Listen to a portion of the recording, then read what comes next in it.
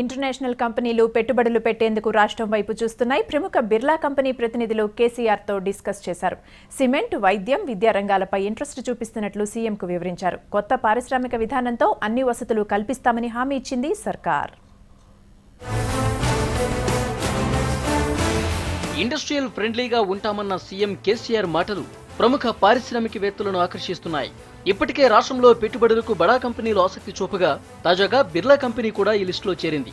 సంస్థ ప్రతినిధులతో కలిసి హైదరాబాద్ వచ్చిన కంపెనీ అధినేత సీకే బిర్లా సచివాలయంలో సీఎం కేసీఆర్తో భేటీ అయ్యారు.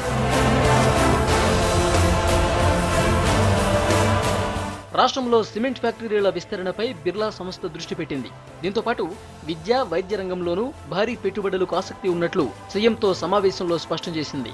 బిర్లా కంపెనీ నిర్ణయాన్ని సీఎం స్వాగతించారు. త్వరలో కొత్త పారిశ్రామిక విధానాన్ని ప్రకటిస్తామని కేసీఆర్ తెలిపారు. బిర్లా సంస్థకు అన్ని విధాలుగా సహకరిస్తామని భరోసా ఇచ్చారు.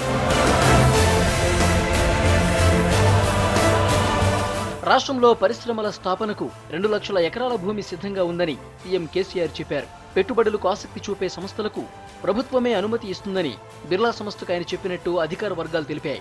సింగిల్ విండో సిస్టంతో సచివాలయంలో స్పెషల్ సెల్ ఏర్పాటు చేసి సింగిల్ విండో సిస్టంతో 2-3 రోజుల్లో అనుమతుల ప్రక్రియ పూర్తి చేస్తామని సీఎం అన్నట్టు పేర్కొన్నాయి.